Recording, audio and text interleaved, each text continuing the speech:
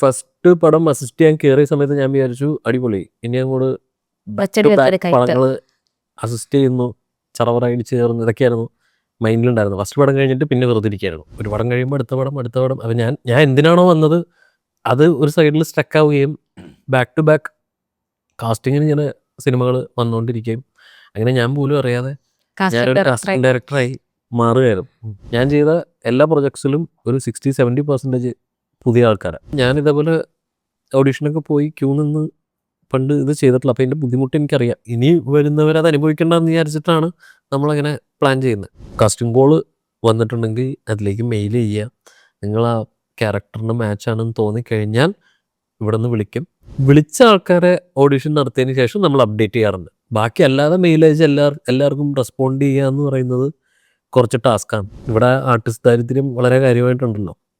പിന്നെ ഇനിയിപ്പോൾ സിനിമ ആക്കാൻ ഉദ്ദേശിക്കുന്ന 20-22 വയസ്സ് കാറ്റഗറിയിലുള്ള നായകന്മാരെടുത്താൽ പോലും ആ ഏരിയയും ഇവിടെ കുറവാണ്. വിവേക് അനിരുദ്ധാണ് ഇന്ന് കൂടെ ഉള്ളത്. വിവേക്, വെൽക്കം. സോ ഒരു ആക്ടറായിട്ട് ഇൻഡസ്ട്രിയിലേക്ക് വരാൻ ആഗ്രഹിച്ച് ഒരു കാസ്റ്റിംഗ് ഡയറക്ടറായിട്ട് ഇപ്പൊ സസ്റ്റെയിൻ ചെയ്യുന്നതിന്റെ ഒരു രീതി ഉണ്ടല്ലോ, എങ്ങനെയാണ് അപ്പോൾ ഇപ്പം സിനിമ ഇൻഡസ്ട്രിയിൽ എത്രത്തോളം ഹാപ്പി ആൻഡ് കംഫർട്ടബിൾ ആണെന്ന് ചോദിച്ചു കഴിഞ്ഞാൽ എന്ത് പറയും? ആക്ടറായിട്ട് വരാൻ വേണ്ടി ഒന്നല്ല, ഡയറക്ടറായിട്ട് വരാൻ വേണ്ടി വന്നതാണ്. കാസ്റ്റിംഗ് ഡയറക്ടർ ആയത് ഞാനും പ്ലാൻ ചെയ്ത കാര്യമല്ല, എങ്ങനെയൊക്കെയോ ഞാൻ കറങ്ങി തിരിഞ്ഞതിലേക്ക് വരുമായിരുന്നു. പക്ഷെ ഇപ്പൊ ചെയ്തുകൊണ്ടിരിക്കുന്ന മെയിൻ പണി കാസ്റ്റിംഗ് ആണ്.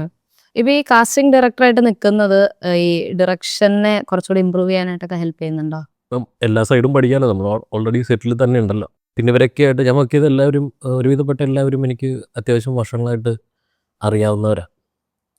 അപ്പം അതിൻ്റെ എല്ലാത്തിൻ്റെയും പല ഗുണങ്ങൾ അതിലുണ്ട്. ഈ ഡിറക്ഷൻ ഇത്രയും മനസ്സിൽ കണ്ടിട്ട് അവിടുന്ന് കാസ്റ്റിംഗിലേക്ക് തിരിഞ്ഞപ്പം ഫസ്റ്റ് സ്റ്റെപ്പ് ഉണ്ടല്ലോ, കാസ്റ്റിംഗിലേക്ക് തിരിയുന്നുണ്ട്, അതെങ്ങനെയായിരുന്നു? ഞാനായിട്ട് തിരിഞ്ഞല്ല, എന്നെ തിരിച്ചു വിട്ടതാണ്. ഞാനീ പറഞ്ഞ ഒരു നമ്മൾ ഫാർമ ഇറങ്ങിയല്ലോ നിവിൻ പോളിയുടെ, ആ same team director Arun PR, ഞങ്ങളെല്ലാവരും കൂടി ഒരു സോണി ലിവിൻ്റെ ഒരു സീരീസാണ് ആദ്യം പ്ലാൻ ചെയ്തിരുന്നത്. അത് പിന്നെ കുറച്ച് ഡിലേ വന്നതിന് ശേഷമാണ് നമ്മൾ പതിയെ ഫാർമയിലേക്ക് കയറിയത്. ഫാർമ കഴിഞ്ഞിട്ട് വീണ്ടും അതിലേക്ക് തന്നെ പോയി. ആ ഷൂട്ടും കംപ്ലീറ്റ് ചെയ്തു. അതും അടുത്ത് എനിക്ക് തോന്നുന്നു ഈ വർഷം തന്നെ ഇറങ്ങുമായിരിക്കണം പ്ലാൻ അനുസരിച്ച്. അപ്പോൾ അതിൽ ഞാൻ അസോസിയേറ്റ് ചെയ്യായിരുന്നു, അതിൻ്റെ ബാക്കി കാര്യങ്ങൾ ഡയറക്ഷൻ ടീമിൽ അസോസിയേറ്റ് ആയിട്ട് നിൽക്കുകയായിരുന്നു. അതിൽ നിൽക്കുന്ന സമയത്ത് അതിൻ്റെ കാസ്റ്റിങ്ങിൻ്റെ പരിപാടികളൊക്കെ ഞാനാണ് നോക്കിയത്. ഒരുവിധം ആരൊക്കെ എന്തൊക്കെ എങ്ങനെയൊക്കെയാണെന്നുള്ളതും സോഫ്റ്റിങ്ങും ആര് ചെയ്യണം എന്നുള്ളതൊക്കെ ഡിസ്കഷനും ഓഡിഷന് വിളിക്കലും ഓഡിഷൻ നടത്തുന്നതും ഡയറക്ടറും ഉണ്ട്. അരുൺ PR ആക്ടിങ് ട്രെയിനറും കൂടെയാണ്. അപ്പോൾ ഓഡിഷനിൽ പുള്ളിയും ഉണ്ടായിരുന്നു ഫുൾ ടൈം. ഒരുവിധം ആക്ടേഴ്സിനെയൊക്കെ നല്ല രീതിയിൽ പെർഫോം ചെയ്യിക്കാൻ പുള്ളിയെ കൊണ്ട് പറ്റും. അപ്പോൾ ഓഡിഷന് പുള്ളിക്കാരൻ ഫുൾ ടൈം ഉണ്ടായിരുന്ന സമയത്തും ഈ കൗണ്ടർ കൊടുക്കാൻ എന്നെയാണ് ഓപ്പോസിറ്റ് ഇരുത്തുന്നത്. അപ്പോൾ ഞാൻ തന്നെ കൗണ്ടർ കൊടുക്കുന്നത്. അപ്പോൾ എൻ്റെ ആക്ടിങ്ങും കാണാൻ പുള്ളിക്ക്. അങ്ങനെ ഇത് കൊള്ളാം എന്ന് തോന്നിയപ്പോൾ കാസ്റ്റിങ്ങിൻ്റെ കംപ്ലീറ്റ് പരിപാടികൾ എന്നെ ഏൽപ്പിച്ചു. അത് നല്ല രീതിയിൽ പൊയ്ക്കൊണ്ടിരിക്കുന്ന സമയത്താണ് ഈ സോണി ലിവിൻ്റെ ഇതിൻ്റെ പ്രൊഡക്ഷനും ഡോൾവിനും നമ്മുടെ തിയേറ്റർ ഓഫ് ഡ്രീംസ് എന്ന് പറഞ്ഞ അന്വേഷിപ്പിൻ കണ്ടെത്തും ചെയ്ത ആൾക്കാരാണ്. അപ്പം ഇതിനു മുന്നേ ഞാൻ അന്വേഷിപ്പിൻ കണ്ടെത്തും ഷൂട്ട് എടുക്കുന്ന സമയത്ത് അതിൻ്റെ ഫസ്റ്റ് ഹാഫ് സെക്കൻഡ് ഹാഫ് രണ്ടായിട്ടാണ് അത് ഷൂട്ട് ചെയ്തത്. സെക്കൻഡ് ഹാഫാണ് അവർ ആദ്യം ഷൂട്ട് ചെയ്തത്. ഫസ്റ്റ് ഹാഫിലെ കാസ്റ്റിംഗ് കഴിഞ്ഞിട്ടില്ല. അപ്പം അതിങ്ങനെ എന്ത് ചെയ്യുമെന്ന് ആലോചിച്ചിരിക്കുന്ന സമയത്ത് അരുൺ PR ആണ് പറഞ്ഞത്, വിവേക് നന്നായിട്ട് ചെയ്യുമെന്ന് പറഞ്ഞ് തള്ളിക്കയറ്റി വിട്ടത്. അങ്ങനെ ഡാർവിനും എൻ്റെ അടുത്ത ഫ്രണ്ടാണ്. അങ്ങനെ ഡാർവിൻ വിളിച്ചു, ഞാൻ പോയി അങ്ങനെ അന്വേഷിപ്പിൻ കണ്ടെത്തും കൂടി ചെയ്തു. അപ്പോൾ അതും കൊള്ളാമെന്നൊരു കരക്കമ്പി ഇങ്ങനെ വന്നപ്പോൾ പിന്നെ ബാക്ക് ടു ബാക്ക് ഓരോരുത്തർ എന്നെ വിളിച്ചു തുടങ്ങായിരുന്നു. അങ്ങനെ ഒരു പടം കഴിയുമ്പോൾ അടുത്ത പടം. അപ്പോൾ ഞാൻ എന്തിനാണോ വന്നത് അത് ഒരു സൈഡിൽ സ്റ്റക്ക് ആവുകയും ബാക്ക് ടു ബാക്ക് കാസ്റ്റിങ്ങിന് ഇങ്ങനെ സിനിമകൾ വന്നുകൊണ്ടിരിക്കുകയും അങ്ങനെ ഞാൻ പോലും അറിയാതെ ഞാനൊരു കാസ്റ്റിംഗ് ഡയറക്ടറായി മാറുകയായിരുന്നു. ഇപ്പം എന്നിട്ട് എങ്ങനെയുണ്ട്? എൻജോയ് ചെയ്യുന്നുണ്ട് ഈ ഒരു കാസ്റ്റിംഗ് പ്രോസസ്സ്? ഉണ്ട്. എനിക്കത് പല രീതിയിൽ പല ഗുണങ്ങളുണ്ടല്ലോ. ഒന്ന്, എല്ലാ ഡയറക്ടേഴ്സുമായിട്ട് അത്യാവശ്യം നല്ല ബന്ധമാണ്, പ്രൊഡ്യൂസേഴ്സായിട്ട് നല്ല ബന്ധമാണ്, ആക്ടേഴ്സായിട്ട് നല്ല ബന്ധമാണ്. പിന്നെ എനിക്ക് ഈ സ്ക്രിപ്റ്റുകളൊക്കെ ആദ്യം വായിക്കാം, ഇതിൻ്റെ ഫുൾ പ്രോസസ്സിൽ നമുക്ക് കൂടെ നിൽക്കാം. ഏറ്റവും മെയിൻ ആക്ടേഴ്സായിട്ട് കുറച്ചും കൂടി നല്ല ബന്ധം വരുമ്പോൾ നാളെ ഞാൻ ഒരു സിനിമ ചെയ്യുന്ന സമയത്ത് എനിക്ക് കുറച്ചും കൂടി ഈസിയാണ് അവരിലേക്കുള്ള ആക്സസ്. ഇപ്പൊ ഈ സ്ക്രിപ്റ്റ് വായിക്കുന്ന ടൈമിൽ തന്നെ ഇപ്പം ഒരു ഡയറക്ടറിന് ഞാൻ വെറുതെ പറഞ്ഞു കേട്ടോ, ഞാൻ ഇങ്ങനെ ചൂണ്ടാറുന്നില്ല. ഞാൻ ചെയ്ത പല പടങ്ങളിലും ഞാൻ അഭിനയിച്ചിട്ടൊന്നുമില്ല. പക്ഷെ ഫാർമയിൽ ഒരു റോൾ ഉണ്ടായിരുന്നല്ലോ. ഫാർമയിലും ഞാൻ അഭിനയിക്കണം എന്നങ്ങനെ വിചാരിച്ചതൊന്നുമല്ല. അതിൽ യാസിൻ എന്ന് പറയുന്ന ക്യാരക്ടർ ഡയറക്ടർ നമ്മളത് വേറൊരാളെ ഏൽപ്പിക്കാം എന്നുള്ള ഇതിൽ തന്നെയാണ് നിന്നിരുന്നത്. അതും അത്ര വലിയ ക്യാരക്ടറൊന്നും ആയിരുന്നില്ല, അത് ആകെ കുറച്ച് എന്തോ ഉണ്ടായിരുന്നുള്ളൂ. അങ്ങനെ ബാക്കിയെല്ലാ കാസും ഞാൻ തീർത്തു. യാസിൻ പിന്നെ ചെറുതാണല്ലോ, ലാസ്റ്റ് ചെയ്യാമെന്ന് വിചാരിച്ചിട്ട് അങ്ങനെ നിൽക്കുന്ന സമയത്ത് യാസിൻ്റെ സമയമായപ്പോഴേക്കും ഞാൻ ഇങ്ങനെ ആരെങ്കിലും ഫിക്സ് ചെയ്യാം എന്നിങ്ങനെ ആലോചിച്ചിരിക്കുന്ന സമയത്ത് പുള്ളിക്കാരൻ തന്നെയാണ് പറഞ്ഞത്, യാസിൻ ഉണ്ട്. അങ്ങനെ അതിലേക്ക് കയറി തന്നെ. പിന്നെ ഞാനും കൂടി ഉണ്ടായിരുന്നുകൊണ്ട് പുള്ളി എൻ്റെ അടുത്ത സുഹൃത്തും കൂടി ആയതുകൊണ്ട് എനിക്ക് തോന്നുന്നു എനിക്ക് വേണ്ടി കുറച്ചും കൂടി അത് വലുതാക്കി പോയതാണെന്ന് തോന്നുന്നു. ഒരു ചെറിയൊരു ഗ്രേ ഷെയ്ഡും കൂടെ ടച്ച് ചെയ്തൊക്കെ ഇങ്ങനെ പോകുന്നുണ്ടല്ലോ ആ ക്യാരക്ടർ. സ്ക്രിപ്റ്റിൽ അത്ര ഇല്ല, എൻ്റെ അറിവിൽ യാസിൻ അത്ര ഇല്ല. ഓ, പിന്നെ ആഡ് ചെയ്തു. ആഡ് ചെയ്തതാണ്, എനിക്ക് വേണ്ടി ആഡ് ചെയ്തതാണ്, അതൊന്നും എനിക്കറിയില്ല. പക്ഷെ ഞാൻ ഉള്ളത് അത്രയും അത് പിന്നീട് വലുതായി പോകുന്നുണ്ട്. പക്ഷെ നമ്മൾ ലാസ്റ്റ് ടൈം ഇന്റർവ്യൂവിന് ഇരുന്നപ്പോൾ എൻ്റെ അടുത്ത് പറഞ്ഞിരുന്നു, ഇപ്പം കാസ്റ്റിംഗ് ചെയ്യുന്ന സിനിമകളിൽ സ്വന്തമായിട്ടൊരു ക്യാരക്ടറും കൂടെ ചെയ്താൽ കൊള്ളാം എന്നൊക്കെ ഉണ്ട് എന്നൊക്കെ. അപ്പൊ ആ ഒരു ആഗ്രഹത്തിന്റെ പുറത്ത് അങ്ങനെ എന്തെങ്കിലുമൊക്കെ ചെയ്യാറുണ്ടോ? ഇല്ല, അഭിനയിക്കണം എന്നുള്ള ആഗ്രഹം ഇപ്പോഴും ഇല്ലേ? അതുണ്ട്. എന്ന് കരുതി കാസ്റ്റിംഗ് ചെയ്യുന്ന എല്ലാ പടത്തിലും ഞാൻ ഒരു ക്യാരക്ടർ അങ്ങനെ ഇത് എടുക്കാറില്ല. എനിക്കും കൂടി ഇത് ഞാൻ ചെയ്ത കുഴപ്പമില്ല എന്ന് തോന്നുന്ന എന്തെങ്കിലുമൊക്കെ വന്നാൽ ഞാനായിട്ട് അങ്ങനെ ചോദിക്കാറില്ല. എനിക്ക് ചോദിക്കാൻ മടിയാണ് ഒന്നാമത്തെ കാര്യം. അപ്പോൾ അങ്ങനെ എന്തെങ്കിലും വരുമ്പോൾ ഓക്കെ എന്ന് തോന്നി കഴിഞ്ഞാൽ ഞാൻ അങ്ങനെ ഇത് ചെയ്യാറുണ്ട്. അല്ലാതെ എനിക്കൊരു നിർബന്ധമില്ല ഞാൻ കസിൻ ചെയ്യുന്നതിൽ എനിക്ക് അഭിനയിക്കണം എന്നതിൽ. അങ്ങനെ ഞാൻ അഭിനയിച്ചിട്ടുമില്ല. അന്വേഷിപ്പം കണ്ടെത്തും, ഇപ്പോൾ ഈ ഉണ്ണിസാറിൻ്റെ പടം 4-5 പടമുണ്ട്, അതിലൊന്നും ഞാൻ അഭിനയിച്ചിട്ടൊന്നുമില്ല. അത്ര അത്യാഗ്രഹം എനിക്കില്ല. ഇല്ല, ഇങ്ങോട്ട് വിളിച്ചാൽ അഭിനയിക്കുന്നേ ഉള്ളൂ. ഈ ഡിറക്ഷൻ മൈൻഡോടെ വന്നിട്ട് ആക്ടിങ് ആഗ്രഹം എങ്ങനെയായിരുന്നു മനസ്സിൽ കയറിയത്? ആക്ടിങ് ആയിരുന്നു ആദ്യം ആഗ്രഹം.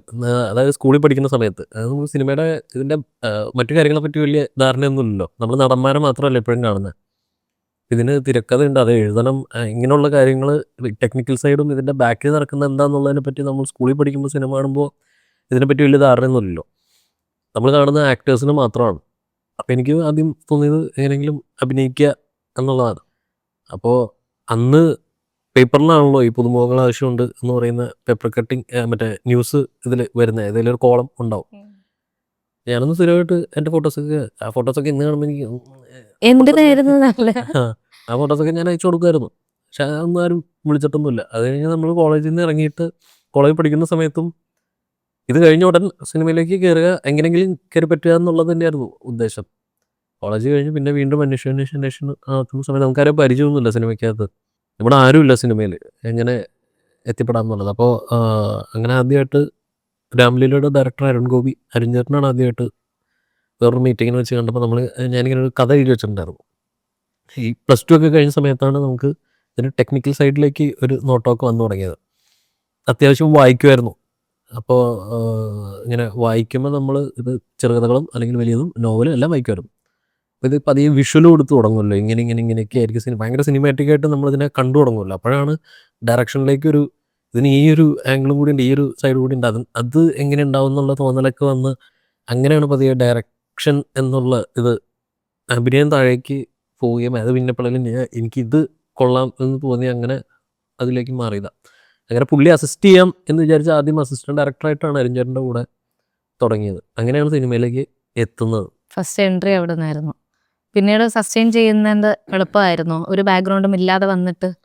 ഈ ഫസ്റ്റ് പടം അസിസ്റ്റ് ചെയ്യാൻ കയറിയ സമയത്ത് ഞാൻ വിചാരിച്ചു അടിപൊളി, ഇനി അങ്ങോട്ട് പടങ്ങൾ അസിസ്റ്റ് ചെയ്യുന്നു, ചറവറായിട്ട് ചേർന്ന് ഇതൊക്കെയായിരുന്നു മൈൻഡിലുണ്ടായിരുന്നു. ഫസ്റ്റ് പടം കഴിഞ്ഞിട്ട് പിന്നെ വെറുതെ ഇരിക്കുകയായിരുന്നു. പിന്നെ ഉറപ്പൊന്നും വന്നില്ല. പിന്നെ ഫസ്റ്റ് പടം കഴിഞ്ഞപ്പോൾ ടോവിനോ വരുന്നതിൽ നായകൻ അലോകമായതെന്ന് പറഞ്ഞ പടമായിരുന്നു. ടോവിനുമായിട്ട് ഭയങ്കര കമ്പനിയായി ആ പടത്തിൽ. ഇത് ഞാൻ പറയുന്നത് 10-13-14 കൊല്ലം എന്താ അത്രയും പഴക്കമുണ്ടായി കഥയ്ക്ക്. അപ്പോൾ ടോവിനുമായിട്ട് നല്ല കമ്പനി ആയപ്പോൾ പിന്നെ ഞങ്ങൾ ഒരുമിച്ച് സിനിമകൾ പ്ലാൻ ചെയ്യാൻ തുടങ്ങി. ഞാൻ ഡയറക്റ്റ് ചെയ്യുന്നു, പുള്ളിക്കാരനെ അഭിനയിക്കുന്നു, അങ്ങനെ ഒരുപാട് കഥകൾ എടുക്കുന്നു, അതിൻ്റെ പരിപാടികളൊക്കെ നടന്നുകൊണ്ടിരിക്കുന്നു. അതിലൊരു പടം 2016 അനൗൺസ് ചെയ്യുകയും ചെയ്തു, ഒരു ടൈം ട്രാവൽ പടം, ടിക്ടോക്ക് എന്ന് പറഞ്ഞിട്ട് 2016 അനൗൺസ് ചെയ്തു.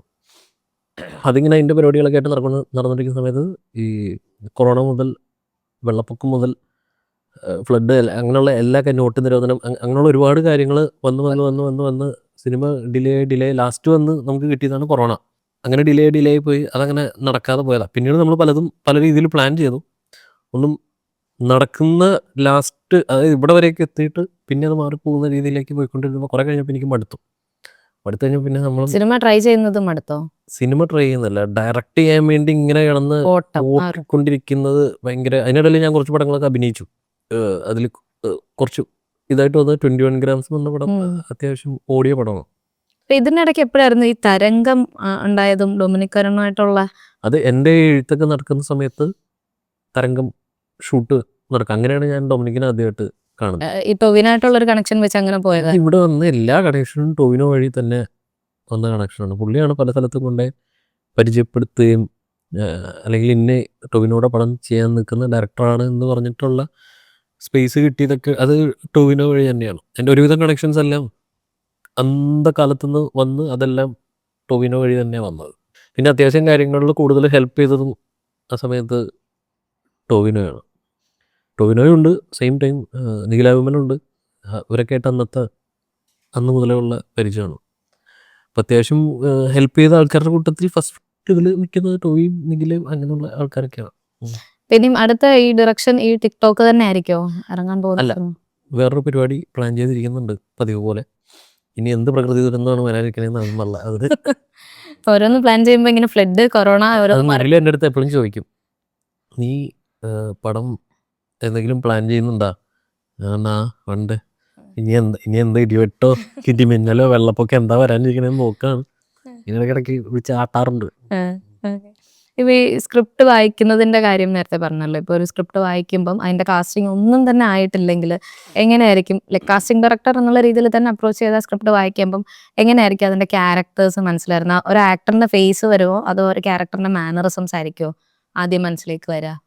ഓരോ ഡയറക്ടേഴ്സും ഓരോ രീതിയിലാണ്, പലർക്കും പല രീതികളാണ്, പല ചിന്തകളാണ്, പല മൂഡാണ്. അപ്പോൾ മെയിനായിട്ട് ചെയ്യുന്നത് ഞാൻ ആദ്യം ഡയറക്ടറായിട്ട് ഒന്ന് ഇരുന്നിട്ട് പുള്ളി ആദ്യം കഥ നെറേറ്റ് ചെയ്യുന്നതൊന്ന് വിശദമായിട്ട് തന്നെ ഇരുന്ന് കേട്ടിട്ട് പിന്നെ ഞാൻ പോയി അതായത് നെറേറ്റ് ചെയ്യുമ്പോൾ നമുക്കൊരു ഐഡിയ കിട്ടും, പുള്ളി എന്താണ് പ്ലാൻ ചെയ്ത് വെച്ചിരിക്കുന്നത് എന്നുള്ളതിനെ പറ്റി ഒരു ധാരണ കിട്ടും. എന്നിട്ട് സ്ക്രിപ്റ്റ് വായിക്കുമ്പോൾ നമുക്ക് അതിനനുസരിച്ചൊരു വിഷ്വൽ പരിപാടി നമ്മളുടെ മൈൻഡിലും സെറ്റാവും.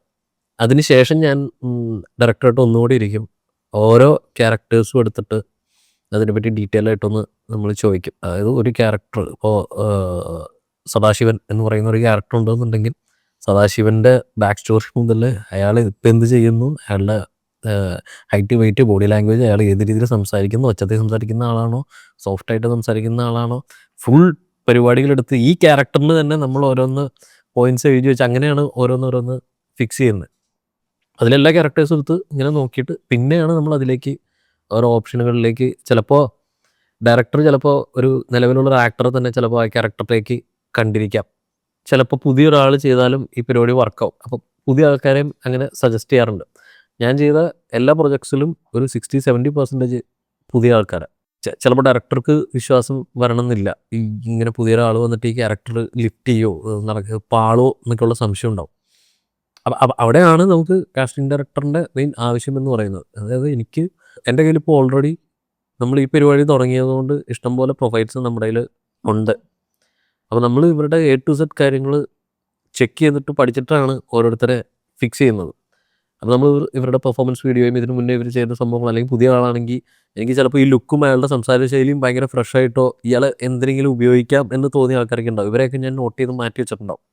അപ്പോൾ ഇന്ന ക്യാരക്ടറിലേക്ക് വരുമ്പോൾ ഇവരെടുത്തിട്ട് ഞാൻ ഇതിലേക്ക് വെക്കാറുണ്ട്. അത് ഓഡിഷൻ നടത്തി ഡയറക്ടർ എന്താണ് ഉദ്ദേശിക്കുന്നത്, ഈ ഡയറക്ടർ ഇത് ഉദ്ദേശിച്ചിട്ടില്ലെങ്കിൽ ചിലപ്പോൾ ഇയാളുടെ സംസാര ശൈലിയും ഈ പറയുന്ന ലുക്കും മാനേഴ്സും നമുക്ക് ചിലപ്പോൾ പുതുതായിട്ട് തോന്നാം. ചിലരങ്ങനെ ഉണ്ടല്ലോ, അവരുടെ സംസാര ശൈലിയിലും ബോഡി ലാംഗ്വേജിലുമാണ് നമുക്ക് കൊള്ളാം എന്ന് തോന്നുന്നത്. അപ്പോൾ അത് അങ്ങനെയൊക്കെ ബ്രേക്ക് ചെയ്ത് ചെയ്യാറുണ്ട്. പക്ഷെ അത് ഡയറക്ടേഴ്സും കൂടി അതിൻ്റെ കൂടെ നിൽക്കണം. എല്ലാ ഡയറക്ടേഴ്സും അത് സമ്മതിക്കണം എന്നില്ല. എനിക്ക് ഈ രീതിയിൽ തോന്നിയ ഒരു കഥാപാത്രമായിരുന്നല്ലേ നരിവേട്ടയില് പ്രണവ് അവതരിപ്പിച്ചത്? അനുരാജ് എൻ്റെ അടുത്ത് ഈ നരിവേട്ടയുടെ ഇത് പറയുമ്പോൾ നരിവേട്ടയിൽ 2 നായകന്മാരുണ്ടെന്നാണ് അനുരാജ് എന്നോട് പറഞ്ഞത്. ഒന്ന് ടൊവിനോയും ഒന്ന് ഈ പറഞ്ഞ താമി എന്ന് പറയുന്ന ക്യാരക്ടർ. താമിയെ കണ്ടുപിടിക്കലായിരുന്നു അതിൽ എനിക്ക് ഏറ്റവും വലിയ ടാസ്ക്. അത് ഈ ഷൂട്ട് തുടങ്ങുന്നതിന് ഒരാഴ്ച മുന്നേ വരെ അന്വേഷിച്ച് അരിച്ചു പെറുക്കിയിട്ടും താമി ഒറ്റ നോട്ടത്തിൽ നമുക്ക് താമി എന്ന് തോന്നുന്ന ഒരാളെ ഇതുവരെ കിട്ടുന്നില്ല. അങ്ങനെ ഞാൻ വേറൊരു മീറ്റിങ്ങിൽ ഇരിക്കുന്ന സമയത്ത് എനിക്ക് ഇൻസ്റ്റാഗ്രാമിൽ വന്നൊരു മെസ്സേജാണ്. ചേട്ടാ എൻ്റെ പേര് പ്രണവ്, എനിക്കിങ്ങനെ ഞാൻ കുറച്ച് പരിപാടികളൊക്കെ ചെയ്തിട്ടുണ്ട്, എനിക്കിങ്ങനെ അഭിനയിക്കാൻ താല്പര്യമുണ്ടെന്ന് പറഞ്ഞാൽ ഞാൻ വെറുതെ എല്ലാ മെസ്സേജസും ഞാൻ ചെക്ക് ചെയ്യാറുണ്ട്. എല്ലാവർക്കും കുത്തിയിരുന്ന് റിപ്ലൈ കൊടുക്കാൻ പറ്റിയെന്ന് വരില്ല, പക്ഷേ നമ്മൾ ഒരുവിധം എനിക്ക് ഈ കൊള്ളാലോ ഈ പ്രൊഫൈൽ എന്ന് തോന്നുന്ന ആൾക്കാരുടെ പ്രൊഫൈലൊക്കെ ഞാൻ എടുത്ത് നോട്ട് ചെയ്ത് മാറ്റി വെക്കാറുണ്ട്. അവരുടെ ലിങ്ക് എടുത്ത് ഞാൻ പ്രത്യേകം, ഇതൊന്നും അവർക്കറിയില്ല, പക്ഷെ ഇതെല്ലാം ഞാൻ ചെയ്യാറുണ്ട്. എന്താണെന്ന് വെച്ചാൽ എല്ലാവർക്കും ഇരുന്നിട്ട് റിപ്ലൈ കൊടുക്കുന്ന പരിപാടി പ്രാക്ടിക്കലി പോസിബിൾ അല്ല, പക്ഷെ എല്ലാവരെയും നോട്ട് ചെയ്യാറുണ്ട്. അപ്പം അങ്ങനെ പെട്ടെന്ന് വന്ന മെസ്സേജാണ് ഈ പ്രണവിൻ്റെ മെസ്സേജ്. ഞാൻ അപ്പോൾ തന്നെ പ്രണവിന് മെസ്സേജ് അയച്ചു, എൻ്റെ നമ്പർ ഒന്ന് അത്യാവശ്യമായിട്ട് തിരിച്ചു വിളിക്കണമെന്ന് പറഞ്ഞിട്ട്. അങ്ങനെ പ്രണവ് തിരിച്ചു വിളിച്ചപ്പോൾ ഞാൻ പ്രണവിനോട് ഇപ്പം എവിടെ ഉള്ളതെന്ന് വെച്ചപ്പോൾ കോയമ്പത്തൂരോ അങ്ങനെ എവിടെയോ ആണ്, അർജൻറ്റായിട്ടൊന്ന് ഇവിടെ വരെ വരാൻ പറ്റുമെന്ന് വെച്ചപ്പോൾ ഇവൻ ഇയാളിത് ഇതൊന്ന് ഇപ്പം മെസ്സേജ് അയച്ചിട്ടുള്ളൂ, ഇപ്പം തന്നെ കയറി വരാനോ എങ്ങോട്ട് വരാനോ പറയൂ, വാ ഇങ്ങനൊരു പരിപാടിയുണ്ട്, ശരി വരാമെന്ന് പറഞ്ഞിട്ട് അവൻ അവിടെ നിന്ന് വണ്ടി കയറി വന്നപ്പോഴും പുള്ളിക്ക് കിട്ടുന്നില്ല. ഇതൊരു ഈ പടത്തിലെ ഒരു മെയിൻ ക്യാരക്ടറാണ്, ഹീറോ പരിപാടിയാണ് എന്നുള്ളതൊന്നും. അപ്പോഴേക്ക് ഇവർ വയനാടേക്ക് ഷിഫ്റ്റ് ചെയ്തു, അനുരാജും എല്ലാവരും. അപ്പോൾ ഇവന് പ്രണവിനെ നേരെ വയനാടേക്കാണ് വിട്ടത്. അവിടെ പോയി അവർ ഓഡിഷൻ പരിപാടികളൊക്കെ എടുത്തു. ഞാൻ ഉണ്ടായില്ല അവിടെ. ആ സമയത്ത് ഇവിടെ സോണി ലിവിൻ്റെ ഷൂട്ട് നടക്കുകയാണ്, സെയിം ടൈം ലോകയുടെയും ഷൂട്ട് നടക്കുകയാണ്. ലോകയും നരിവേട്ടയും ഈ സോണി സീരീസും ഒരേ സമയത്താണ് ഷൂട്ട് നടക്കുന്നത്. പ്രണവിനെ വയനാടേക്ക് വിട്ടു. പ്രണവിൻ്റെ ഓഡിഷൻ വീഡിയോ എടുത്തിട്ട് എനിക്ക് ഇങ്ങോട്ട് അയച്ചു, അതിലെ അസിസ്റ്റന്റ് ഡയറക്ടർ കിരൺ. എനിക്ക് നോക്കിയപ്പോൾ കൊള്ളാം. പിന്നെ ഞാൻ എന്തായാലും വിളിച്ചപ്പോൾ അനുരാജ് പറഞ്ഞു കിട്ടി പരിപാടി കിട്ടി, ഇത് തന്നെ സെറ്റായിട്ടുണ്ട്. അപ്പോൾ ഞാൻ പ്രണവിനെ വിളിച്ച് പറഞ്ഞു, വെച്ചാൽ ഇത് ഇങ്ങനെ ഒരു പരിപാടിയാണ്. പ്രണവ് നായകൻ എന്തൊക്കെ ആണ് മനസ്സിലാവും, കുറച്ച് കഴിയുമ്പോൾ പോയപ്പോൾ മനസ്സിലാവുന്നുണ്ട്. പിന്നെ പതിയെ ഷൂട്ടൊക്കെ സ്റ്റാർട്ട് ചെയ്തപ്പോൾ സ്ക്രിപ്റ്റൊക്കെ വായിച്ചപ്പോഴേക്കും പുള്ളിക്ക് ഐഡിയ കിട്ടി. അങ്ങനെ പ്രണവ് അതിലേക്ക് വരുന്നത്. ഇതുപോലെ ഹൈലൈറ്റ് ചെയ്യപ്പെടുന്ന ഏതെങ്കിലും വേറെ ക്യാരക്ടേഴ്സ് ഉണ്ടോ ഇങ്ങനെ കാസ്റ്റ് ചെയ്ത് അവസാന മൊമെന്റോ അങ്ങനെ കാസ്റ്റ് ചെയ്യപ്പെട്ട് അടിപൊളിയായി വന്നത്? ഒന്നും ചെയ്യാനില്ലാതെ വന്ന് വലിയ രീതിയിൽ ക്ലിക്കായി പോയൊരു ക്യാരക്ടറുണ്ട്. അത് ലോകയിലെ നോബഡി എന്ന് പറയുന്ന ക്യാരക്ടർ. അത് ഇത്രയും വലിയ രീതിയിൽ അങ്ങനെ പോകുന്നുള്ളത് നമ്മൾ വിചാരിച്ചില്ല. പക്ഷെ അതൊരു രസമുള്ള പരിപാടിയാണെന്നറിയാം, പക്ഷെ അതിങ്ങനെ ഇതാവുന്നൊന്നും. ഒരുപാട് സെലിബ്രേറ്റ് ചെയ്യപ്പെട്ട ഒരു ക്യാരക്ടറായിരുന്നു ആ ടൈമിൽ.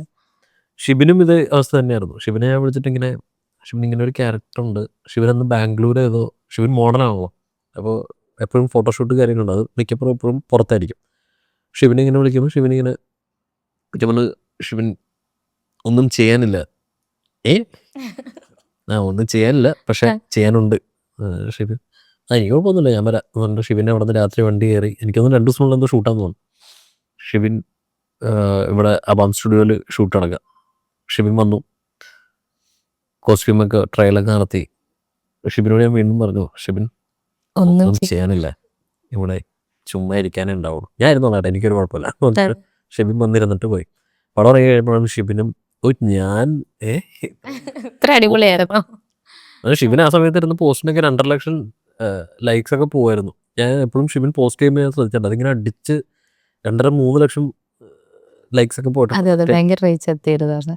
ഈ ലോകയിലെ സാൻഡി മാസ്റ്ററിനെ കാസ്റ്റ് ചെയ്തത് വിവേക് തന്നെയായിരുന്നു. അതെങ്ങനെയായിരുന്നു സാൻഡി മാസ്റ്ററിലേക്ക് എത്തിയത്? ആ ക്യാരക്ടറും വേറൊരു ആർട്ടിസ്റ്റായിരുന്നു നമ്മൾ പ്ലാൻ ചെയ്തത് വെച്ചിരുന്നത്. ചോദിക്കണ്ട ആരാന്ന് ഞാൻ പറയൂല. അപ്പോൾ ചോദിക്കുന്നില്ല, അത് മാറി ഇനി എന്ത് ചെയ്യാം എന്നാലോചിച്ചിരിക്കുന്ന സമയത്ത് നമ്മൾ വില്ലൻ എന്ന് പറയുമ്പോൾ ഇങ്ങനെ വലിയ ആജാനുബാഹു അല്ലെങ്കിൽ ഒരു കിരിക്കാടൻ ജോസ് അതിലേക്ക് പോവാതെ അല്ലാതെ എന്ത് ചെയ്യാൻ പറ്റും എന്നുള്ളതാണ് ആലോചിക്കുന്നത്. മെയിനായിട്ട് ഇതിൽ ഫൈറ്റുണ്ട്. ഫൈറ്റ് അത്യാവശ്യം ബോഡി നല്ല ഫ്ലെക്സിബിൾ ആയിട്ടുള്ള ഒരാൾ തന്നെ വരണം എന്നുള്ളതായിരുന്നു ആദ്യത്തെ പോയിന്റ് മൈൻഡിൽ വെച്ചിരുന്നത്. അങ്ങനെ ഇങ്ങനെ തപ്പി പോയിക്കൊണ്ടിരിക്കുമ്പോൾ പിന്നെ ഇതാണ് ബ്രെയിനിൽ കിടക്കുന്നത്, ഇയാൾ എന്ത് ചെയ്യാം എന്നുള്ളത്. ഞാൻ യൂട്യൂബിൽ എന്തോ നോക്കിക്കൊണ്ടിരിക്കുന്ന സമയത്ത് സാൻഡി മാസ്റ്ററിൻ്റെ റിഹേഴ്സലല്ല, പുള്ളി എന്തോ പ്രാക്ടീസ് ചെയ്യുന്നൊരു സാധനം ഇങ്ങനെ ഒരു സ്ഥലത്തുനിന്ന് വന്ന് ചാടി മറിഞ്ഞ പുള്ളി അപ്പുറത്തുനിന്ന് മറിഞ്ഞൊക്കെ പോകുന്നൊരു വീഡിയോ വന്നതും ഞാൻ ഇത് വിട്ടു പിന്നെ ഇത് വന്ന് വീണ്ടും ഇതെടുത്ത് നോക്കിയപ്പോഴാണ് പുള്ളി കൊള്ളാം. എന്നിട്ട് ഞാൻ ഡൊമിനിക്കിനെ അയച്ചു, പുള്ളി എങ്ങനെ ഉണ്ടാവും ഇങ്ങനെ അയച്ചപ്പോഴാണ് ഡൊമിനിക്ക് കൊള്ളാം, ഇത് നമുക്ക് ട്രൈ ചെയ്ത് നോക്കാമെന്ന് പറഞ്ഞിട്ട് ഉച്ച സമയത്ത് പുള്ളി കൊച്ചിയിലുണ്ട്, ഏതൊരു പടത്തിൻ്റെ കൊറിയോഗ്രാഫി ഷൂട്ട് കാര്യങ്ങളായിട്ട്. അങ്ങനെ നേരെ ഹോളിഡേയിൽ ഞാനും ഡൊമിനിക്കും കൂടി പോയി കണ്ടു, സംസാരിച്ചു, പുള്ളി ഓക്കെ. സെറ്റായി. ഈ ഓഡീഷൻസ് ഒക്കെ വെക്കുമ്പോൾ പലർക്കും ഇപ്പം ഒരു ഓപ്പൺ ഓഡീഷൻ വെക്കാണ്, അപ്പോൾ ഒരുപാട് പേര് ഇതിലേക്ക് ഓഡീഷനായിട്ട് വരുമല്ലോ. അപ്പം ഇതിലൊരു 100 പേര് വരുന്നുണ്ടെങ്കിൽ അതിൽ ചിലപ്പം ഒരാളെ മാത്രം കാസ്റ്റ് ചെയ്യപ്പെടാം, ചിലപ്പം ഇതിൽ ആരെയും കാസ്റ്റ് ചെയ്യപ്പെടാതിരിക്കാം.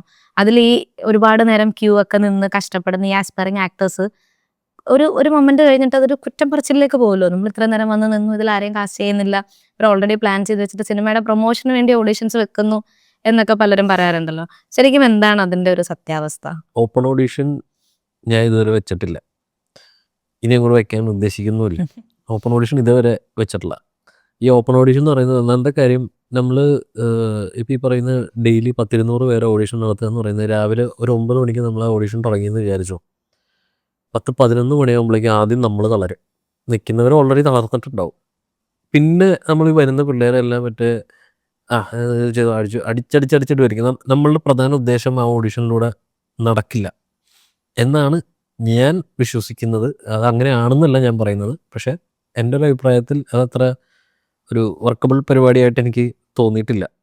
നമ്മൾ ഓഡീഷൻ നടത്തുമ്പോൾ ഞാൻ എല്ലാവരുടെയും ഈ പറയുന്ന ഓൺലൈനിൽ ഒരു പരിപാടി അവരെ കൊണ്ട് ചെയ്യിച്ച് അത് ചെക്ക് ചെയ്തിട്ട് അത് ഓക്കെ ആയവരാണ് ആക്ച്വലി ഞാൻ ഓഡീഷന് വിളിപ്പിക്കുന്നത്. വിളിപ്പിക്കുമ്പോൾ ഇവർക്ക് ഒരു ടൈം കൊടുത്തിട്ടുണ്ടാവും.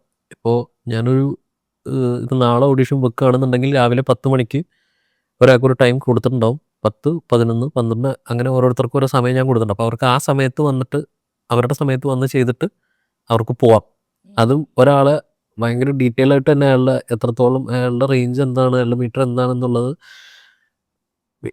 കാര്യമായിട്ട് തന്നെ പരിശോധിച്ചിട്ട് തന്നെയാണ് ഒരാളെ ഷോർട്ട് ലിസ്റ്റ് ചെയ്യുന്നത്. പിന്നെയാണ് സെക്കൻഡ് റൗണ്ടിലേക്ക് അയാളെ ഇത് ചെയ്യുന്നത്.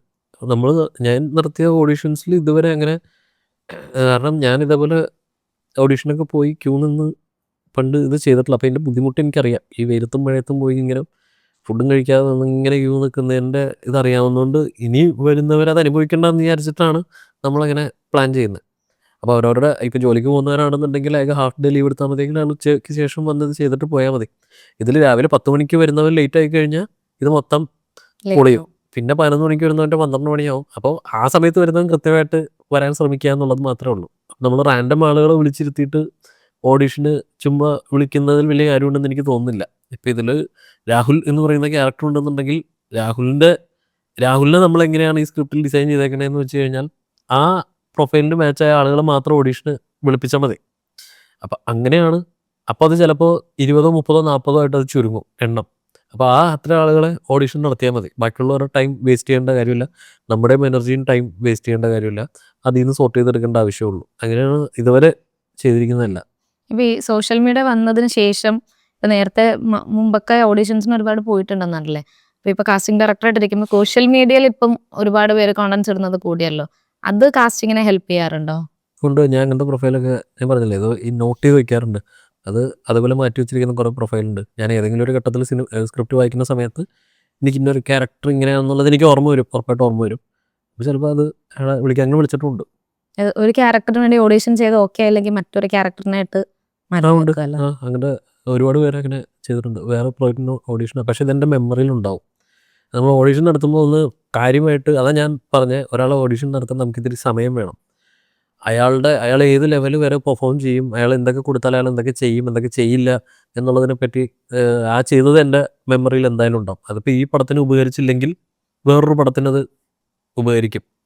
അങ്ങനെ കാസ്റ്റ് ചെയ്ത വേറെ ആൾക്കാരുണ്ട്. ഒരു സിനിമയിലല്ലാതെ വേറൊരു സിനിമയിലേക്ക് എനിക്ക് ഇയാൾ അടിപൊളിയാണ് പക്ഷേ ഈ പടത്തിൽ പറ്റില്ല, പക്ഷേ വേറൊരു സ്ക്രിപ്റ്റ് കഴിക്കുമ്പോൾ ഇതിൽ ഓക്കെ, അങ്ങനെ കാസ്റ്റ് ചെയ്ത് ഒരുപാട് പേരുണ്ട്.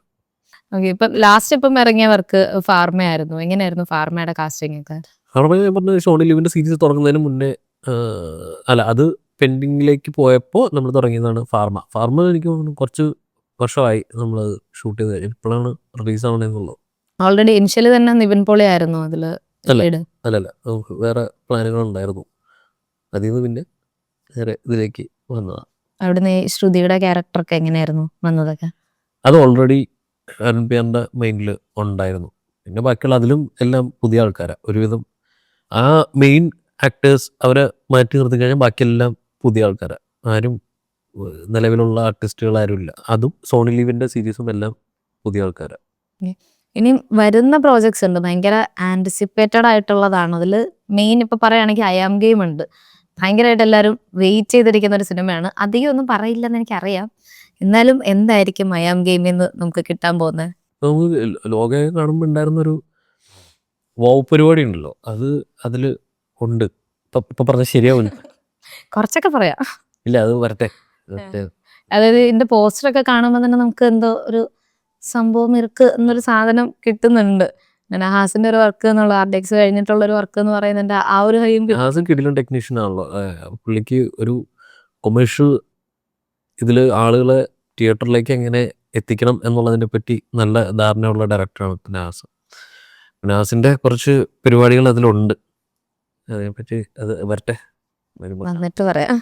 അതല്ലാതെ വേറെ ബാക്കി വർക്കൊക്കെ ലാസ്റ്റ് കഴിഞ്ഞത് ബിയുനി കൃഷ്ണസാർ ഡയറക്റ്റ് ചെയ്യുന്ന നിവിൻ പോളി പടം.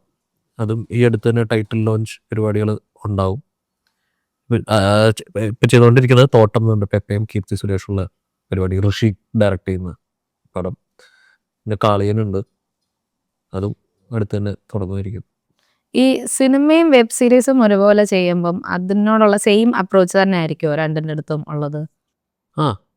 എന്ന് വെച്ചാൽ വെബ് സീരീസ് എന്ന് പറയുമ്പോൾ എന്താണെന്ന് വെച്ചാൽ നമുക്ക് ഒരു 2 മണിക്കൂറിൽ പറഞ്ഞു തീർക്കാൻ പറ്റാത്ത കഥ ഒരുപാട് പറയാനുണ്ടാവും. പല ലെയർ ഉണ്ടാവും, ഒരുപാട് ക്യാരക്ടേഴ്സ് ഉണ്ടാവും. ഇതൊരു വലിയ കഥയാണ്. അപ്പോൾ ഒരു 6 hours 7 hours അല്ലാന്നുണ്ടെങ്കിൽ അതിന് മേലെ പറയാനുള്ള അങ്ങനത്തെ കഥകളാണ് വെബ് സീരീസിലേക്ക് മാറുന്നത്, അല്ലെങ്കിൽ വെബ് സീരീസിൽ ചെയ്യേണ്ടത്. അപ്പോൾ അതിൻ്റേതായ 2 വ്യത്യാസം. അതിന് ചിലപ്പോൾ ഈ പറയുന്ന സീസൺ 1 ചിലപ്പോൾ അത് തീരണമെന്നില്ല, ചിലപ്പോൾ സീസൺ 2 3 4 അതങ്ങനെ നീണ്ടു പോവാം. ഇതിൻ്റെ രണ്ടിനെയും സമീപിക്കുന്നത് ഏകദേശം ഒരേ ഇതൊക്കെ തന്നെയാണ്. അതിൽ വേറെ വ്യത്യാസങ്ങളൊന്നുമില്ല. മറ്റേ കുറച്ചുകൂടി വലിയ കഥയാണ് എന്നുള്ളതേ ഉള്ളൂ. ക്യാരക്ടേഴ്സിൽ വ്യത്യാസം വരുന്നില്ല. അതിങ്ങനെ അങ്ങനെയൊക്കെ തന്നെ. ഈ സിനിമകൾ ഇപ്പൊ പിക്ക് ചെയ്യാറുണ്ടോ സ്ക്രിപ്റ്റ് വായിച്ചിട്ട്? ഞാൻ കാസ്റ്റിങ്ങിന് നിൽക്കുന്ന ആൾക്ക് എനിക്ക് വേണമെങ്കിൽ ഈ പടം ചെയ്യാം അല്ലെങ്കിൽ ഈ പടം ചെയ്യണ്ടെന്നുള്ള എന്നെ അത് ബാധിക്കും എന്ന് എനിക്ക് തോന്നുന്നില്ല. എന്നെ സംബന്ധിച്ചിടത്തോളം ഞാനത് ചൂസ് ചെയ്യണം എന്നുള്ള നിർബന്ധമുണ്ടെന്ന് എനിക്ക് തോന്നുന്നില്ല. വരുന്ന സിനിമകൾ ചെയ്തു തീർക്കുക, ആ പണി വൃത്തിയായിട്ട് ചെയ്യുക എന്നുള്ളതേ ഉള്ളൂ. ഇപ്പം ഈ ഒരുപാട് ആസ്പയറിങ് ആക്ടേഴ്സ് ഉണ്ടല്ലോ, പലർക്കും എനിക്ക് തന്നെ പേഴ്സണലി അറിയുന്ന കുറേ പേരുണ്ട്, സോഷ്യൽ മീഡിയയിൽ കണ്ടന്റ് ഇടാനായിട്ട് മടിയായിരിക്കും. പലരും വിചാരിക്കും നമ്മൾ സിനിമയിലോട്ടാണല്ലോ നോക്കുന്നത്, അപ്പം ഈ ഒരു പരിപാടി പിടിക്കണ്ട എന്ന് വെച്ചാൽ ഇപ്പം പലരും മാറി തുടങ്ങി. എന്നാലും കുറേ പേരുണ്ട് ഇപ്പോഴും അങ്ങനെ. അപ്പം അഭിനയത്തിനോട് ഒരുപാട് ആഗ്രഹമുണ്ട്, പക്ഷേ സോഷ്യൽ മീഡിയയിൽ ആക്റ്റീവ് ആവാൻ പറ്റാത്തവരുണ്ട്. ഓഡീഷൻസ്, ഒരുപാട് ഓപ്പൺ ഓഡീഷൻസും ഒക്കെ അറ്റൻഡ് ചെയ്യുന്നവരുണ്ടായിരിക്കും. കാസ്റ്റിംഗ് കോൾ അയച്ചിട്ട് റിപ്ലൈ ഒന്നും കിട്ടാത്തവരുണ്ടാകാം. അവരുടെ അടുത്ത് എന്തായിരിക്കും ഒരു കാസ്റ്റിംഗ് ഡയറക്ടർ, ഒരു ഡയറക്ടർ എന്നുള്ള രീതിയിൽ പറയുന്നത്? ഇപ്പോൾ നമ്മളൊരു സിനിമ ചെയ്യുന്നു, അതിൽ ഇന്ന ക്യാരക്ടറുണ്ട്, അതിൽ ഏത് ക്യാരക്ടർ എന്നുള്ളത് നമുക്കറിയാം. അതിന് ചിലപ്പോൾ നമ്മൾ കാസ്റ്റിംഗ് കോൾ വയ്ക്കും. നമ്മൾ ആ കാസ്റ്റിംഗ് കോൾ ഇടുന്നതിൻ്റെ ഉദ്ദേശം എന്താണ്? നമുക്ക് ഈ സിനിമയിലെ ക്യാരക്ടേഴ്സിനെ അറിയാം. ഇപ്പോൾ ഈ പറയുന്ന ഇന്ന ആൾക്കാരെയാണ് നമ്മൾ ഈ കാസ്റ്റിംഗ് കോളിൽ കൂടി തപ്പുന്നത്. അപ്പോൾ ഈ കാസ്റ്റിംഗ് കോളിൽ വന്ന മെയിലുകൾ ചിലപ്പോൾ ഒരു 5000 മെയിൽ വന്നു എന്ന് വിചാരിക്കുക.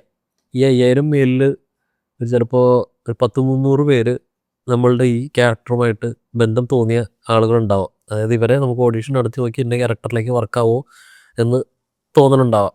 ആ 300 പേരെ അല്ലെങ്കിൽ ഇത്ര ആൾക്കാരെ നമ്മൾ സോർട്ട് ചെയ്തിട്ട് അവരെയാണ് നമ്മൾ ഓഡീഷൻ നടത്തുന്നത്. അപ്പോൾ ഈ പറയുന്ന 4700 ആൾക്കാർ അയച്ച മെയിൽ അയച്ച ആൾക്കാർക്ക് നമ്മളിരുന്ന് റിപ്ലൈ കൊടുക്കുക എന്ന് പറയുന്നത് ഒരു പോസിബിൾ അല്ല. അത് മനസ്സിലാക്കുക എന്നുള്ളത് മാത്രമേ ഉള്ളൂ അതിൽ ചെയ്യാനുള്ള കാര്യം. അയച്ച എല്ലാവർക്കും നിങ്ങളിതിൽ സെലക്ട് ആയിട്ടില്ല എന്ന് പറയുന്നത് ടാസ്ക്കാണ്. കാസ്റ്റിംഗ് കോൾ വന്നിട്ടുണ്ടെങ്കിൽ അതിലേക്ക് മെയിൽ ചെയ്യുക. നിങ്ങൾ ആ ക്യാരക്ടറിന് മാച്ചാണെന്ന് തോന്നിക്കഴിഞ്ഞാൽ ഇവിടെ നിന്ന് വിളിക്കും.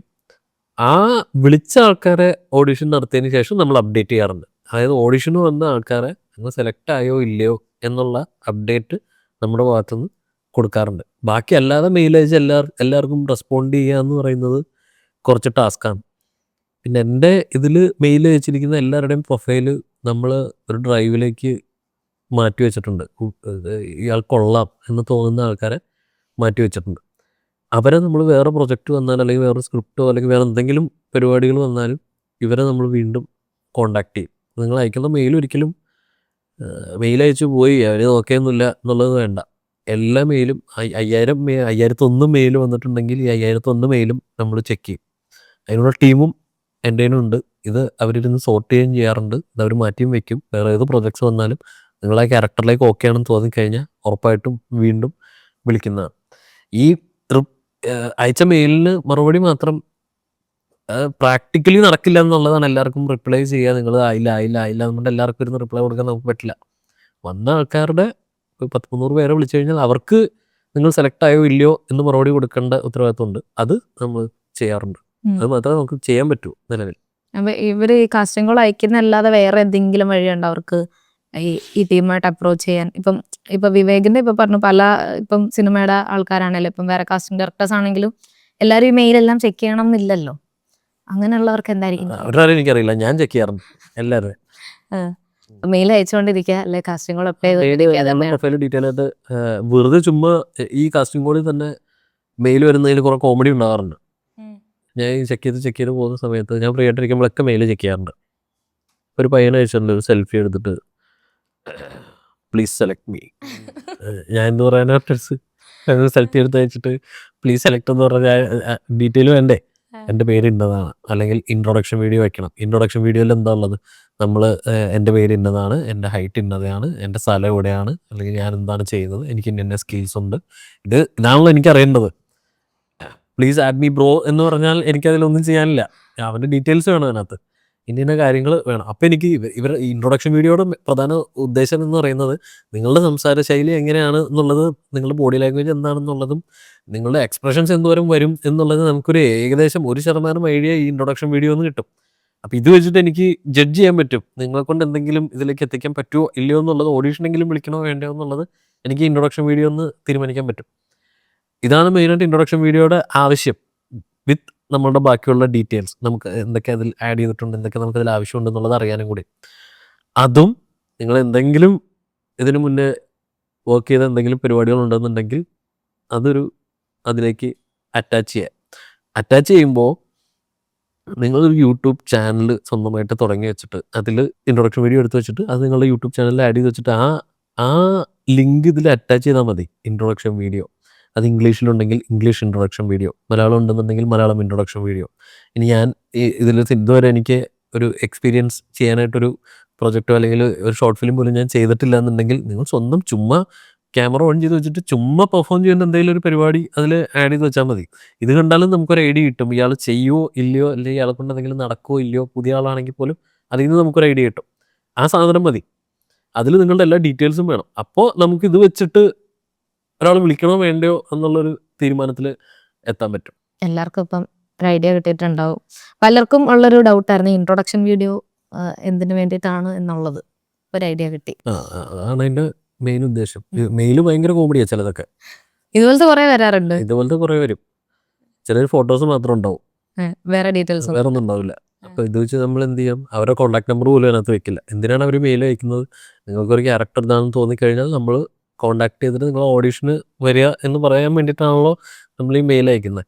ചിലർ 5 ഫോട്ടോ അയക്കും, ബാക്കി ഡീറ്റെയിൽസ് ഒന്നും ഉണ്ടാവില്ല. എന്ത് ചെയ്യാനോ ഒന്നും ചെയ്യാനില്ല. ആ മെയിലിൽ നമുക്കൊന്നും ഉപയോഗിക്കാൻ പോലും പറ്റില്ല. ആ മെയിൽ ഡിലീറ്റ് ചെയ്യുക എന്നുള്ളത്, നമ്മളുടെ സ്പേസുകൾ ഡിലീറ്റ് ചെയ്യുക എന്നുള്ളത് വേറെ ഓപ്ഷനൊന്നും അതിനകത്തില്ല. ഈ പറഞ്ഞ പോലത്തെ മെയിലുകൾ ഇഷ്ടം പോലെ വരാറുണ്ട്. ചിലർ പേഴ്സണൽ ഇതൊക്കെ എഴുതി അയച്ചല്ലോ, എൻ്റെ പേര് ഇന്നതാണ്, എനിക്ക് ഞാൻ ഇന്ന സ്ഥലത്താണ് ജോലി ചെയ്യുന്നത്, ഭയങ്കര കഥയായിട്ട് എഴുതിയിടും. ഇതിൽ ഇവരുടെ ഫോട്ടോയോ ഡീറ്റെയിൽസോ വേറെ ഒന്നും ഉണ്ടാവില്ല. ഞാൻ കുറേ സിനിമ ട്രൈ ചെയ്യുന്നു, ഓഡീഷൻ കോൾസ് എല്ലാം, കാസ്റ്റിംഗ് കോളെല്ലാം ഫേക്കാണ്, നിങ്ങൾ ചുമ്മാ പടത്തിൻ്റെ മാർക്കറ്റിങ്ങിന് ഞാൻ വായിക്കു തരുന്നു. നമ്മളിങ്ങനെ ലാസ്റ്റ് പറയും എനിക്ക് അഭിനയിക്കാനൊന്നും അറിയില്ല, പക്ഷേ എന്നെ ഒന്ന് ഓഡീഷൻ വിളിക്കാൻ പോകുന്നത്.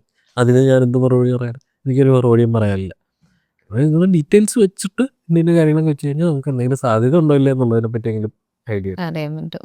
ഈ മാർക്കറ്റിങ്ങിന് വേണ്ടി ശരിക്കും കാസ്റ്റിംഗ് കോൾ ഉപയോഗിക്കാറ് ഉണ്ടോ? ഉണ്ടായിരിക്കാം. ഇതുവരെ ചെയ്തിട്ടുണ്ടെന്നൊക്കെയാണ് എൻ്റെ അറിവ്. ഞാൻ പോയ അനുഭവത്തിലും അങ്ങനെയൊക്കെ ഞാനും കണ്ടിട്ടുണ്ട്. ഞാൻ ചെയ്യാറില്ല. ഇല്ല, വർക്ക് ചെയ്തിട്ടുള്ള സിനിമകളിലില്ല.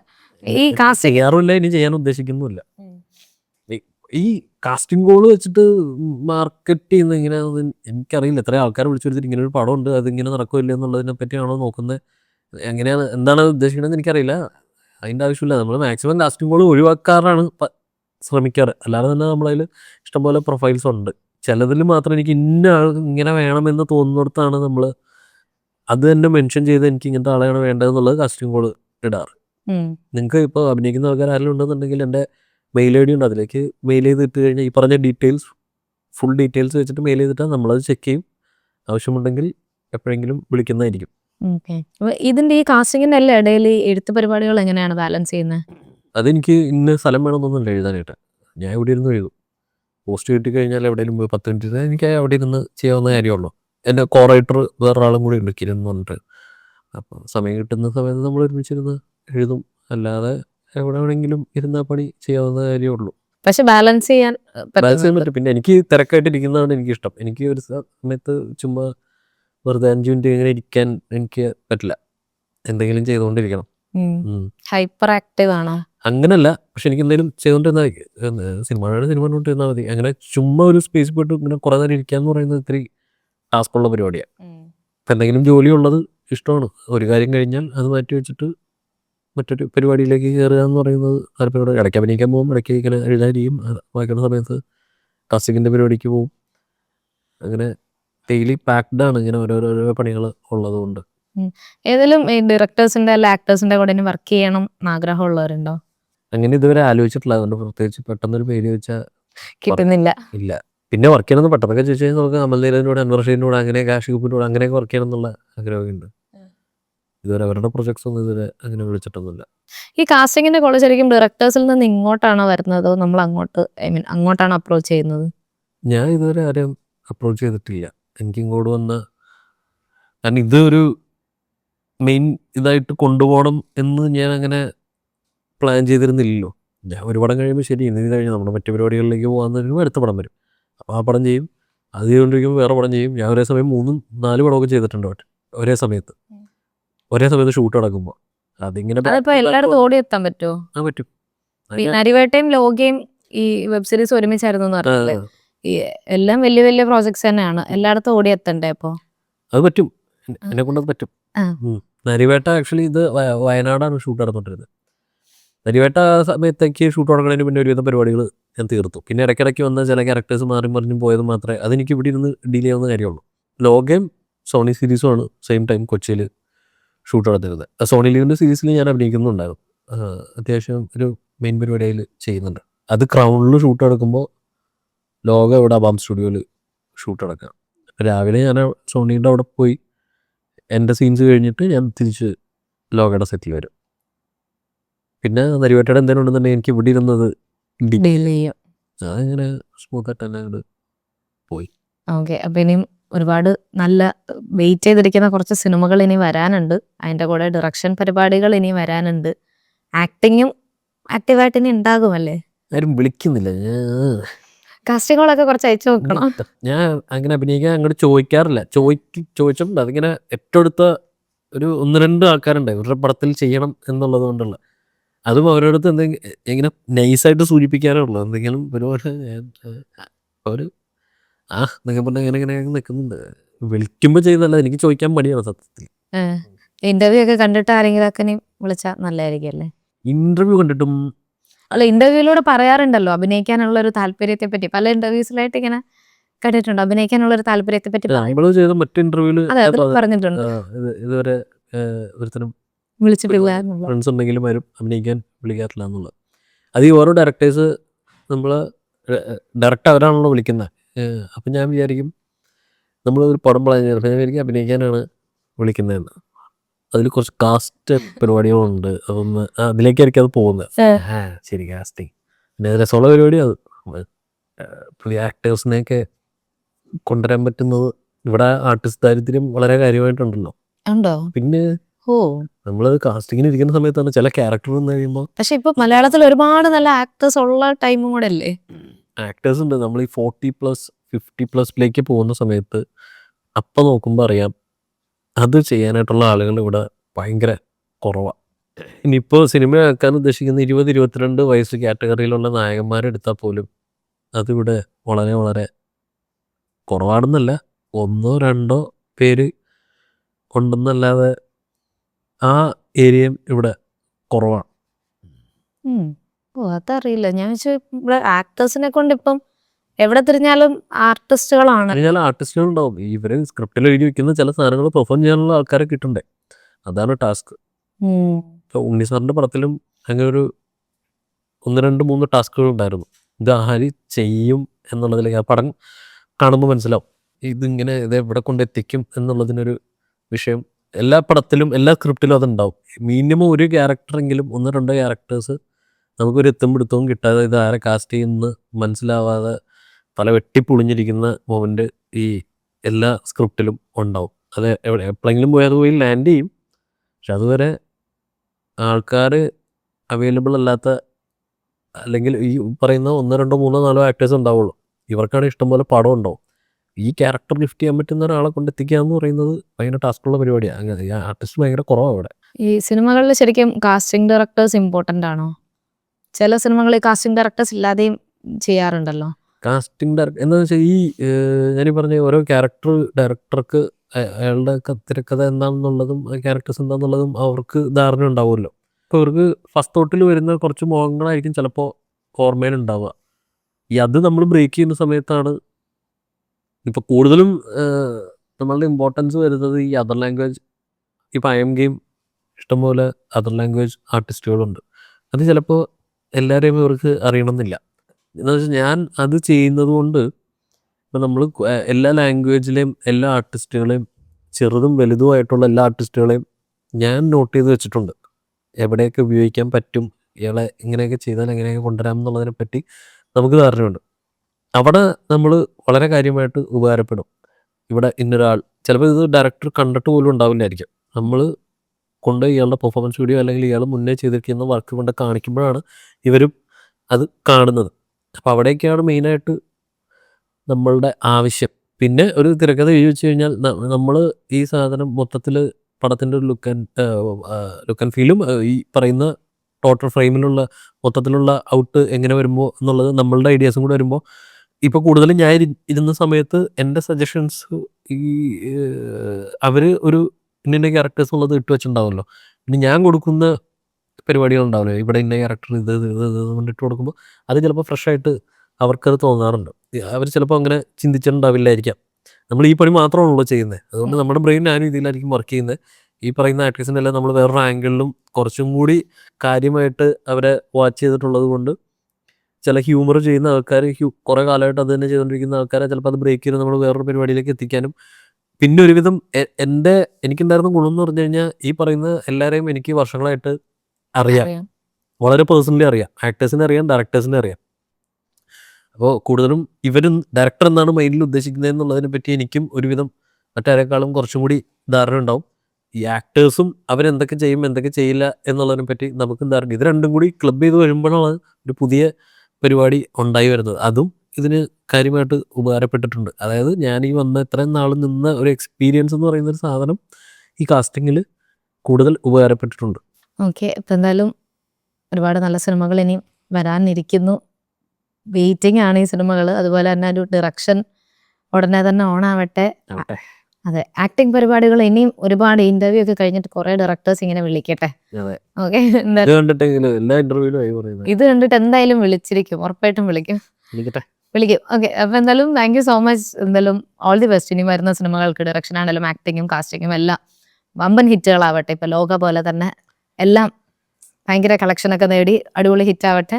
എന്തായാലും thank you so much and all the best.